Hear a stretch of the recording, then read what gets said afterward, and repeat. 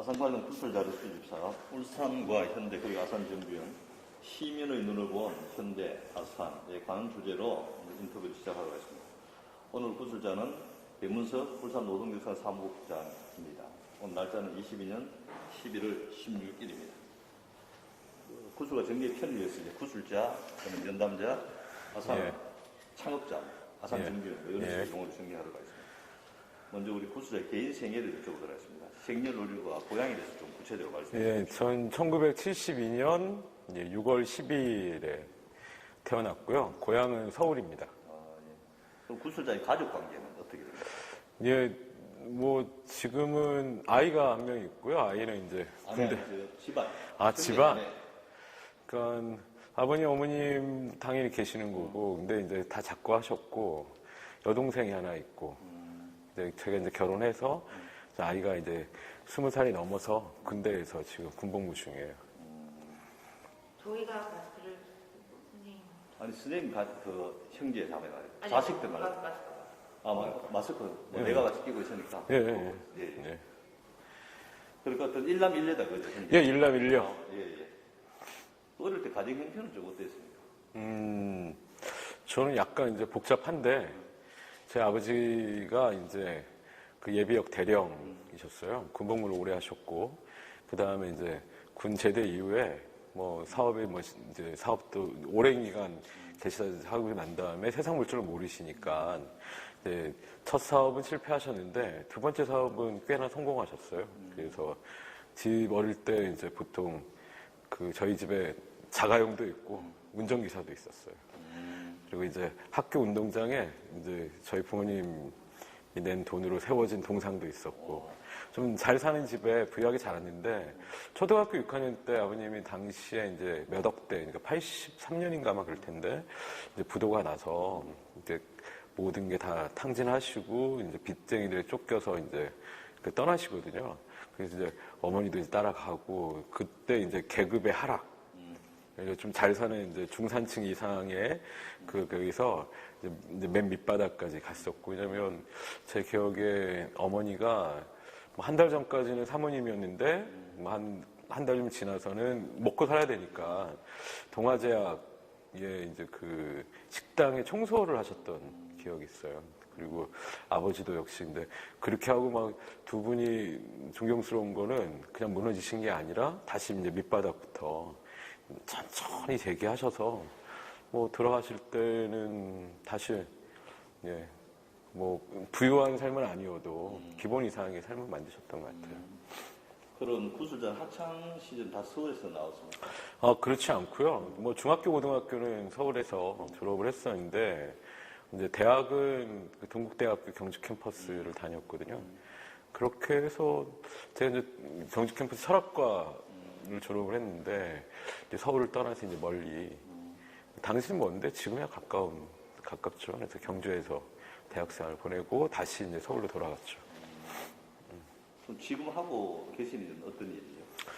지금은 그 가장 제가 기본적으로 하고 있는 일은 울산 노동역사관이라고 하는 작은 박물관입니다. 이 박물관에서 전체 이제 박물관 업무를 총괄하는 그리고 대외적 사업을 진행하는 사무국장 역할을 맡고 있습니다. 예. 요 역사관 언제 생겼죠? 울산 노동역사관은 2013년에 울산 북구청에서 이제 조례를 만들었어요. 역사관 건립에 대한, 운영에 대한. 그리고 그 조례를 바탕으로 2014년 2월 15일 날 개관을 했고요.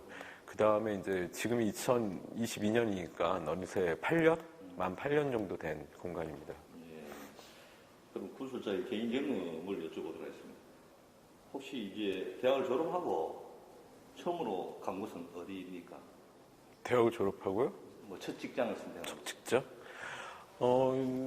대학을 졸업하고 난 다음에 저는 이제 다큐멘터리 관련된 공부들을 좀 진행을 했었고, 여러 아르바이트 노동을 하면서 다큐멘터리 제작 과정들을 이수하고, 그러니까 VJ라고 하잖아요. 비디오 저널리스트라고 하는데 제가 한 1.5세대 정도 됩니다. 그래서 KBS의 VJ로 일하기도 했었고, 그 다음에 그런 이제 영상 작업들 진행을 했거든요. 이제 그런 과정에 이제 울산에 현대중공업의 그 노동안전, 뭐 산업재해 관련된 노동조합 교육 영상을 만드는 이제 그 팀이 있었는데 저한테 이제 촬영에 의뢰가 왔었어요. 그래서 이제 1998년도 이제 여름에 그때가 7월 달이었던 것 같은데 그때 카메라를 들고 현대중공업 들어갔다가 이제 그 촬영 전체 기간을 마치고 나올 때쯤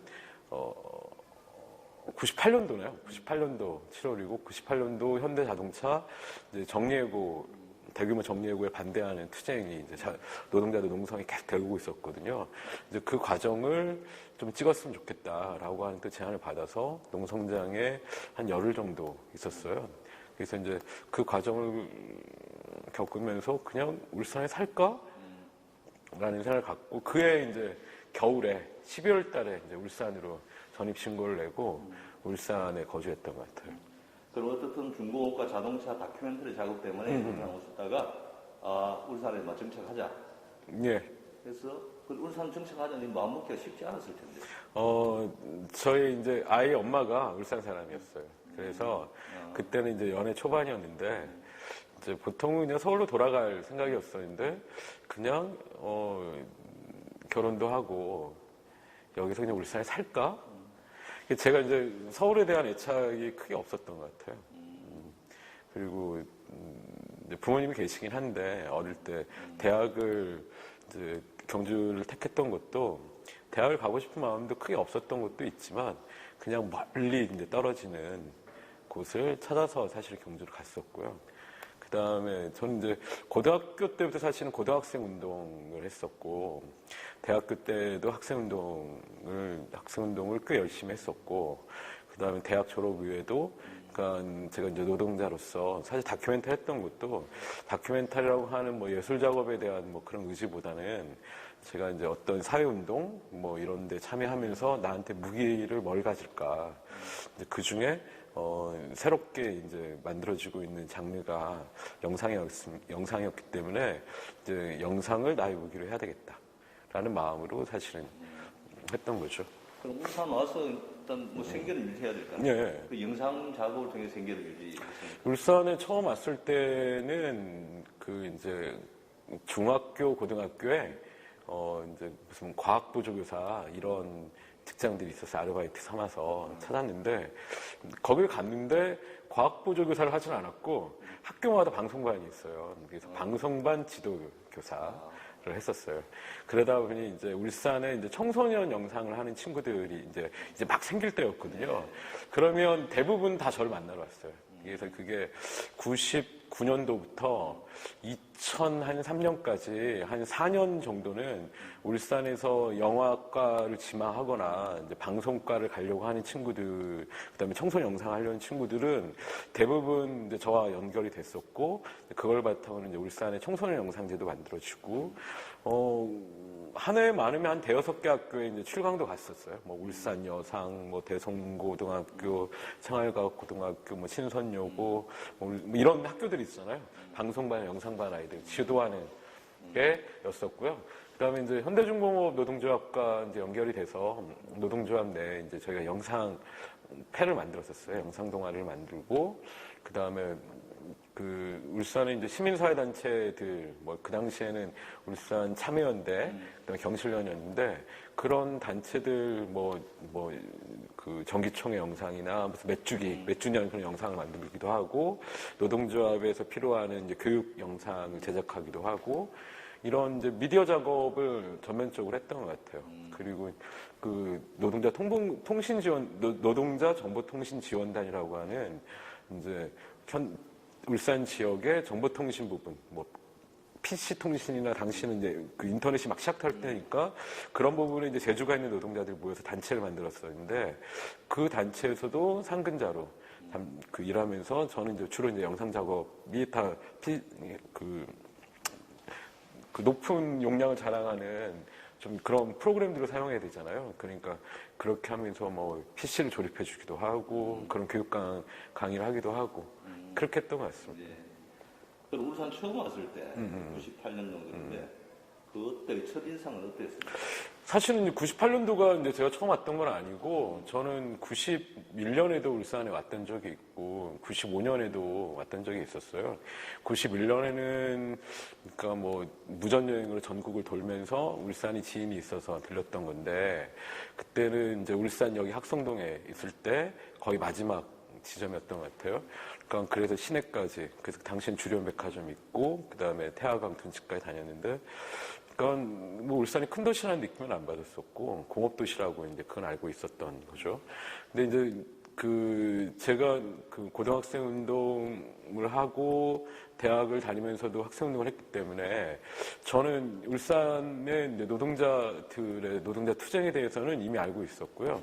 뭐 어린 시절에 백문산의 만국의 노동자여나 박노의 노동의 새벽 같은 시집을 읽으면서 뭐 시도 쓰고 시작 공부도 하고 했던 적이 있으니까 그랬던 경험 때문에 울산은 좀 친근함이 있었어요. 95년도에는 현대자동차의 양봉수 열사가 이제 분신했던 때에 이제 그 분신하는 소식을 듣고 제가 당시 이제 총학생회장이었는데 그 학교 후배들과 함께 그 분신했다는 소식을 듣고 학생들이 다 모여야 된다, 연대해야 된다라고 해서 현대자동차 공장 양정도까지 왔던 기억이 있어요. 근데 그리고 그 다음에 98년도에 온 건데 울산 도시가 그러니까 그 공업도시라지만 엄청나게 발전하기보다 여백이 도시는 큰데 중간중간 여백이 많은 도시. 지금은 이제 그 여백이 이제 많이 채워졌지만. 그리고 이제 효문 노타를 지나서 동구로 쭉 들어가는 공간은 여러 현대 공장들이 쭉 길가 한쪽 편에 다 늘어서 있으니까 그리고 현대가 만든 여러 공간들이 있으니 흔히 말하는 현대공화국 이런 느낌도 받았던 것 같고 또 공장 건너편에 자동차 같은 경우는 뭐 당시 그 주점이나 뭐 작은 부시점에 뭐 아토스, 그랜저 뭐 이런 이름이었었어요. 그래서 그런 이제 공장이 그런 만드는 제품의 상호들이 쭉 간판이 되어 있는 모습 보면서도 신기했던 그런 생각이 납니다. 저는 도시 환경에 대해서 말씀해 주셨는데 사람에 대해서는 좀 어떻습니까? 그 당시 왔을 때.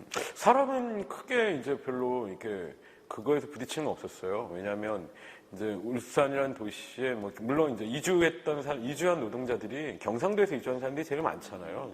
뭐 전체 시민 중에 뭐 70-80% 이상 이주민이라고 하더라도 근데 저는 그렇게 뭐 이제 경상도라고 하는 공간에 대해서 그렇게 이질감이 없었고,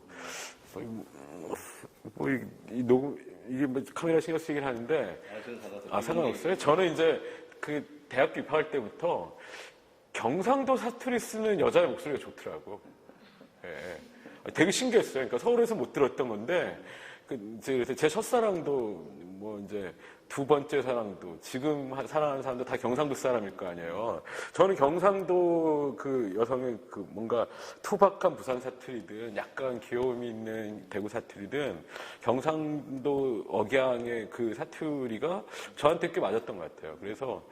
그리고 처음에 이제 저를 만났을 때 사실은 이게 경상도 사람과 서울 사람의 구분이 아니라 이 지역에 저는 이제 그 노동자들을 주로 만드니까 그리고 그 노동운동이나 현장 활동가들 만났는데 정말은 뭐지 하고 하는 이제 경계심 그리고 이제 전 카메라를 들고 이제 다큐 영상을 했으니까 카메라를 들고 그 공간에 들어가면 이제 그런 약간의 거리감이 있잖아요. 그것이 깨지는데 한 2년 정도 걸렸던 것 같아요.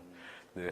제가 익숙해지고 사람들이 왜냐하면 막 파악을 하잖아. 저 자식이 뭐 간첩인지 아니면 뭐 뿌락진지 아니면 뭐 놀러 온 건지 그런 시선들을 겪었던 기억이 나는데.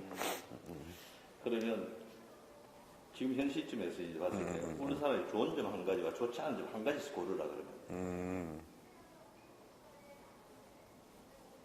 울산에 좋은 점은 많은 것 같아요. 저는 울산의 자연 환경도 좋아하고 바다, 강, 산, 그 다음에 들 이런 것들이 고루 조화롭게 모여있는 땅이라는 생각이 들어요. 그리고 물론 제가 처음에 왔을 때는 역동적인 노동자의 기운도 저한테는 되게 매력적이었던 것 같아요. 제가 이제 어린 시절에 봤던 그 큰 노동자 집회나 아니면 큰 뭐 대회에서 이제 힘있게 발언하는 노동자들의 그 역동적이고 그런 목소리도 저한테는 되게 긍정적으로 다가왔었거든요. 물가도 그렇게 뭐 울산 물가 높다고 하는데 저는 그렇게 착각하지 못했고 뭐 당시에 집값이 이제 제가 내려왔을 때는 뭐 IMF가 좀 지나서 얼마 안 되기도 했었는데 아파트 전세가 한 2천만 원 정도 됐었고 그게 좀 오른 뒤에 샀을 때도 4천만 원 정도의 아파트를 구입했으니까 물론 그때가 이제 99년, 2000년 정도 됐지만 그럼 살기도 나쁘지 않았었고 또 노동자들이 정도 있었어요. 좋지 않아. 좋지 않은 점, 좋지 않은 점.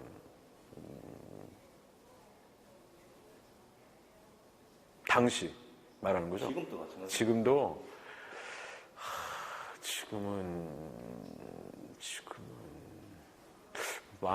그것도 많은데 뭐 그러니까 울산이라고 하는 도시가 그 역동성이 이제 갇히더라고요. 그러니까 이제 시간이 지나면서 제가 아까 좋았다고 하는 역동성이 이제 갇히는 부분이 생기고 제가 좋아하는 이 자연환경에 관련된 부분도 사실은 어느 순간 이게 뭐 개발이 난개발로 되거나 뭐 이렇게 기본적으로 그러니까 울산은 100년 이상 된 공간들이 없잖아요.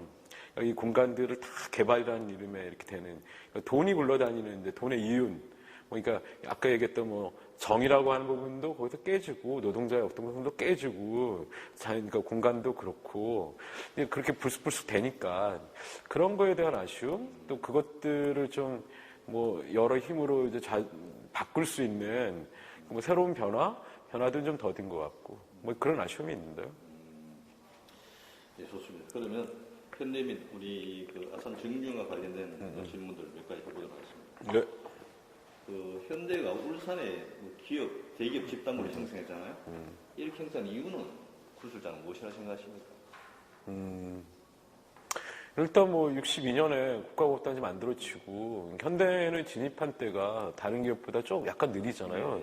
68년도에 자동차 만들어지고 72년도에 현대중공업을 만들었으니까 뭐 만들면서 했죠. 그러니까 사실은 국가적 지원이 있는 공간이니 대기업으로서 사실 규모 있는 대기업으로서 여기에 진입하는 거는 당연한 수순이었습니다 생각을 하고 그 다음에 이 공간 새롭게 여기 노동자들이 이제 계속 진입을 하니까 진입하는 노동자들을 통한 대규모 노동 인력을 확보할 수 있는 것도 이제 장점이 됐을 것 같아요. 그 다음에 뭐 이런 부분에서 이 공간 또 제가 볼 때는 그 현대그룹이 뭐 그 자동차하고 중공업이라는 공간 전체를 보면 왕의 창업주 되시는 분이 좀 뭔가 약간 봉건제적인 이 땅에 내가 이제 영주 같은 뭐 이런 마음도 있지 않았을까? 이거 생각이 들어요. 그래서 아까도 지금 딱 도착 여기서 흉노타입 때 다 이게 이제 그 현대 땅 같은 느낌을 주잖아요. 내가 만든 일구는 왕국이라고 하는 그런 것도 자주 되지 않았을까? 뭐 주인이 있는 땅이 아니라 그러니까 물론 주인이 있었지. 근데 내가 다 이거를 정벌하고 나의 왕국을 여기 이제 건설할 수 있겠다. 그냥 상상해 보면 그렇습니다. 어떻든 울산은 이제 현대그룹의 자본 투자를 계기로 지역 경제라든가 공간 구조가 굉장히 크게 많이 달라졌잖아요. 방금 말씀하셨다시피. 그래서 그러면 울산에서 어떤 현대의 역할과 뭐 그 중요도는 어느 정도나 생각하십니까? 뭐 지금은 많이 이제 상쇄됐긴 했으나 뭐 여전히 남아 있죠. 근데 제가 이제 처음 울산을 왔을 때만 해도 이제 울산에서 가장 영향력 있는 자본은 현대자본이었던 것 같고, 이제 울산에서 축적된 자본을 바탕으로 현대그룹 전체라고 하는 것에 이제 기관 동력이 됐던 것 같아요. 지금은 이제 울산도 약화되고 전체적인 부분에서 전국적으로 분포도 당연히 이제 울산의 비중이